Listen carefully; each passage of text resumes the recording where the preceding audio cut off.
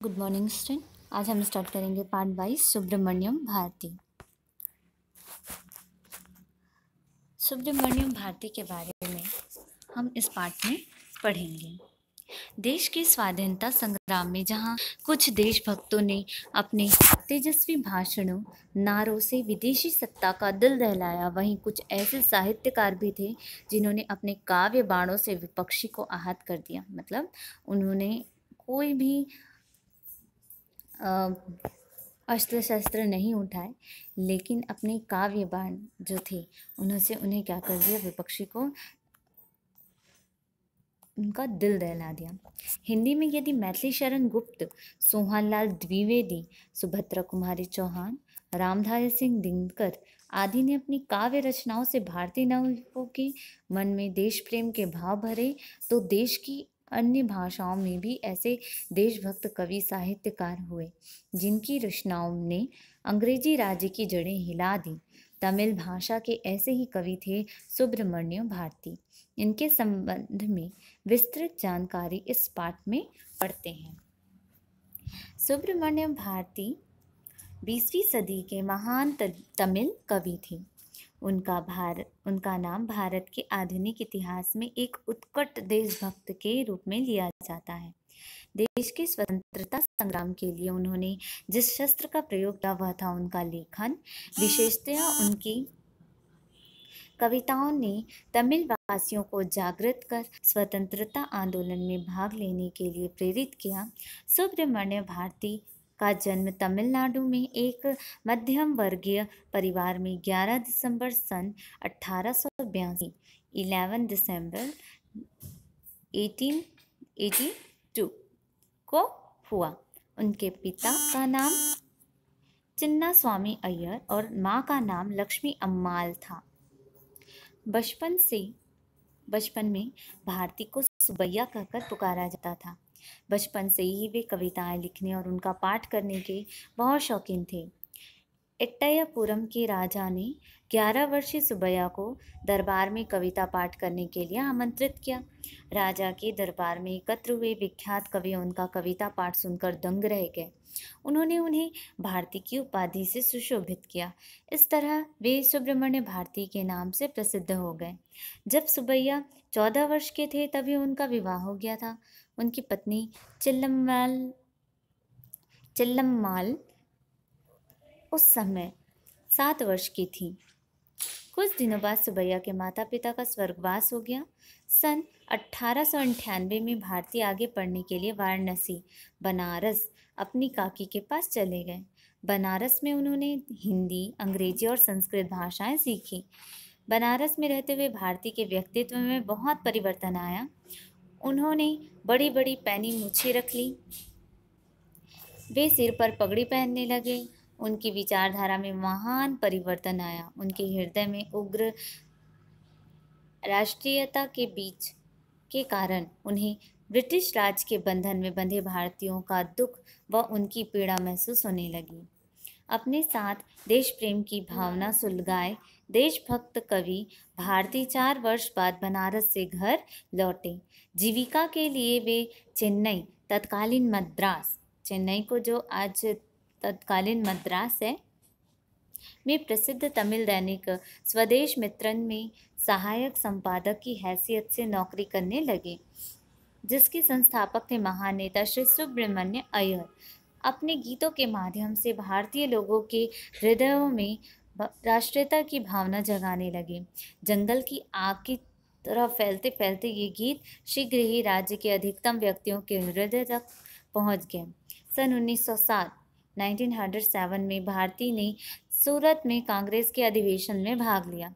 उग्रवादी विचारों से प्रभावित होने के कारण उन्हें यह विश्वास हो गया था कि नरमपंथी दृष्टिकोण से देश कभी भी स्वतंत्र नहीं हो सकता। उनके मन में बाल गंगाधर तिलक और विपिन चंद्र पाल के प्रति बहुत सम्मान उत्पन्न हो गया। वे लोग क्रांतिकारियों की तरह भारत की स्वाधीनता के लिए संघर्ष करने को तत्पर थे। उन्हें लगा कि स्थिति क्रांतिकारी मोड़ लेना चाहती है। भारतीय का देशभक्तिपूर्ण लेखन बहुत शक्तिशाली होता जा रहा था, फिर भी कोई उसे छापने को तैयार नहीं था। लोग सरकार के क्रोध से डरते थे, जहां तक कि स्वदेश मित्रन के संपादक ने भी उनके दृढ़ उग्रवादी विचारों को छापने से इनकार कर दिया। इसलिए भारती ने अपने पद से त्याग पत्र दे दिया, ठीक है, इस्तीफा दे दिया। वरन 1907 में वे अपना ही इंडिया नामक एक साप्ताहिक निकालने लगे। इसमें वे अपने विचारों को स्वतंत्रता से छापते और जनता उत्सुकता से पढ़ती। ब्रिटिश सरकार के विरुद्ध आंदोलन भड़कता जा रहा था। शासकों ने उन्हें दबाने के लिए नेताओं और आंदोलनकर्ताओं को पकड़ना और जेल में बंद करना शुरू कर दिया। भारतीय किसी भी दिन अपनी गिरफ्तारी के वारंट का इंतजार कर रहे थे। उनके दोस्त और अनुयायी नहीं चाहते थे कि वे सिंखचों के पीछे बंद हो। इसीलिए गिरफ्तारी से बचने के लिए भारतीय सन 1908 में पांडिचेरी चले गए। वहाँ भी ब्रिटिश सरकार के गुप्तचर उनकी गतिविधियों पर कड़ी नज़र रखे हुए थे। भारती को उन गुप्तचरों का पता लग गया था। अपने दुखपूर्ण क्षणों में भी भारती का ईश्वरीय शक्ति पर से विश्वास नहीं हटा। इससे उन्हें पांडिचेरी में सबसे कठिन समय बिताने में सहायता मिली। जब उनके पास धन नहीं था, उनके प्रशंसकों ने आर्थिक रूप से और अन्य तरीकों से उनकी मदद की। यहाँ तक कि मकान का किराया न देने पर भी उनके मकान मालिक ने उन्हें कुछ नहीं कहा। भारतीय स्वयं किसी से सहायता नहीं मांगते थे। सहायता मांगने से उनके स्वाभिमान को ठेस लगती थी, किंतु गरीबी उनके उदारता को कम नहीं कर पाई थी। एक बार उन्होंने अपना बहुमूल्य जरी के बॉर्डर वाला अंग वस्त्र तक, जिसे किसी अमीर प्रशंसक ने उन्हें दिया था, एक गरीब को दे दिया था। वह चिल्लम्माल ने इस बात के लिए उन्हें डांटा तो वे हंस दिए और बोले कि उस गरीब आदमी पर वह अच्छा लग रहा था। दूसरों की खुशी उनकी अपनी खुशी थी। वे अपने लेखन में अक्सर यह बात व्यक्त करते थे कि समस्त जीवित प्राणी उस सर्वोच्च शक्ति की अनुपम रचना है और उनकी नज़र में हम सब बराबर हैं। ऐसा लगता था कि जंगली जानवर भी भारती के सच्चे प्यार को पहचानते थे। एक बार जब भारती और चिल्लम्माल चिड़ियाघर में घूम रहे थे, वे शेर के पिंजरे के बहुत करीब चले गए और जंगल के राजा को बुलाकर उससे बोले कि कविता का राजा तुमसे मिलने आया है। जवाब में शेर दहाड़ा और उसने भारती को अपना स्पर्श करने दिया। इस आश्चर्यजनक दृश्य को देखकर अन्य दर्शक आश्चर्यचकित रह गए। भारती को बच्चों से बहुत प्यार था। उन्होंने बच्चों के लिए द चाइल्ड सॉन्ग, बच्चे का गीत, लिखा, उसे धुन दी और गाया भी। भागो और खेलो, आलसी मत बनो मेरे प्यारे बच्चों, मिलजुल कर खेलो, कभी भी घबराओ नहीं मेरे प्यारे बच्चों, यही जीवन का ढंग है मेरे प्यारे बच्चों। तो बच्चों के लिए उन्होंने एक गीत लिखा। भारती ने स्वतंत्र भारत के ऐसे लोगों की कल्पना की थी जो उच्च विचारों को आत्मसात कर उन्हें बढ़ावा दें। वे सहज ही पिछड़ी जाति के हिंदुओं और मुसलमानों से हिलमिल जाते थे। अब तक गांधी जी का सार्वभौमिक प्रेम व भाईचारे का संदेश देश भर में चारों ओर फैलने लगा था। उससे प्रभावित होकर भारती जी ने लिखा, रे मेरे मन मधुर, दया लिखा शत्रु पर, उनका विजय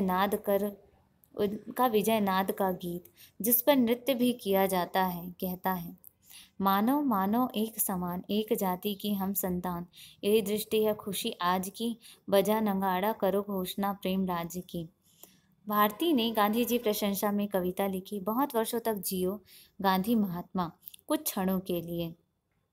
गांधी जी ने राजा जी और अन्य कांग्रेसी नेताओं और देशभक्तों से कहा था, भारतीय देश का एक ऐसा रत्न है जिसकी सुरक्षा और संरक्षण करना चाहिए। लेकिन बहुत जल्दी ही उनका अंत आ गया। भारतीय नियमित रूप से मंदिर जाते थे। वहाँ मंदिर के हाथी को नारियल देने में उन्होंने कभी भी चूक नहीं की। एक दिन हाथी मस्ती में था। इस बात से अनभिज्ञ भारती हमेशा की तरह नारियल खिलाने उनके करीब गए। हाथी ने अपनी विशाल सूंड मारी और वे उखड़े हुए पेड़ की तरह गिर गए। वे बुरी तरह घायल हो गए। भीड़ जमा हो गई और उन्हें देखने लगी, पर कोई भी पास जाकर उन्हें बचाने की हिम्मत ना जुटा पाया। यह खबर जंगल की आग की तरह फैल गई। जैसे ही यह खबर भारती के घनिष्ठ मित्र कानन के कानों तक पहुंची, वे भागे हुए आए और उन्होंने भारती को बचाया। अच्छी चिकित्सा होने के कारण भारती की हालत कुछ हद तक सुधर गई। वे मन से अपने आप को स्वस्थ मानते थे, इसीलिए विश्वास करने से इनकार करते थे कि उनकी सेहत गिर रही है। वे तब तक अपने क्षीण स्वर में गाते रहे जब तक कि 12 सितंबर सन 1921 को उनकी आवाज़ सदा के लिए शांत ना हो गई। जब भारत स्वतंत्र हुआ तब भारती की रचनाएं विस्तृत रूप से प्रकाशित होने लगी। आज विश्व के पुस्तकालयों में उनकी किताबें संग्रहित हैं, इकट्ठी हैं। अन्य भारतीय भाषाओं में अनुवाद होने के साथ साथ अंग्रेजी, रूसी, फ्रेंच भाषा में भी उनकी पुस्तकों का अनुवाद हुआ है। सुब्रमण्य भारती की याद में एट्टयपुरम में भारतीय मंडप स्थापित किया गया है। यहाँ तमिल में महात्मा गांधी द्वारा लिखे शब्दों को पढ़ा जाता है, जिन्होंने भारती को अमर बनाया है। उन प्रयासों को मेरा आशीर्वाद। चेन्नई के समुद्र तट पर भारती की एक प्रतिमा है। ऐसा प्रतीत होता है कि अनंत लहरों का लक्ष्य लयबद्ध नाद उनकी कविताओं को गुनगुना रहा है। भारती द्वारा रचित उनका आखिरी गीत, जो उन्होंने चेन्नई, मद्रास के समुद्र तट पर हुई सभा में अपनी मृत्यु से कुछ सप्ताह पहले गाया था, उनके बहुत लोकप्रिय गीतों में से एक है।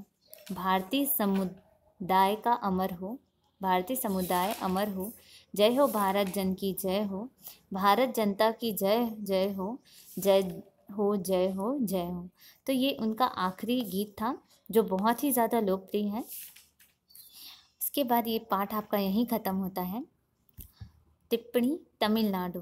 तमिलनाडु के बारे में है। दक्षिण भारत का यह एक राज्य है। इसकी राजधानी चेन्नई है। यहाँ की राजभाषा क्या है? तमिल है। बाल गंगाधर तिलक कांग्रेस में उग्र पंथ के नेता। उन्होंने ही यह नारा दिया था, स्वतंत्रता हमारा जन्मसिद्ध अधिकार है और हम इसे लेकर रहेंगे। विपिन चंद्र पाल लोकमान्य तिलक के सहयोगी, बंगाल में कांग्रेस के सर्वमान्य नेता कौन थे? विपिन चंद्र पाल। पांडिचेरी भारत के पूर्वी तट पर का फ्रांस का उपनिवेश था। फ्रांस का क्या था? उपनिवेश। अब केंद्र शासित राज्य है। यहाँ पोरोविल पर्वत पर महर्षि अरविंद का आश्रम विश्वविख्यात है।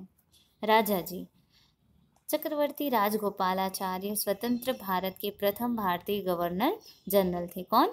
चक्रवर्ती गोपालाचार्य। इसके साथ ही ये पाठ आपका यहीं खत्म होता है। पार्ट बाय सुब्रमण्य भारती, जिसे लिखा है लेखकों के मंडल ने, लेखकों के समूह ने।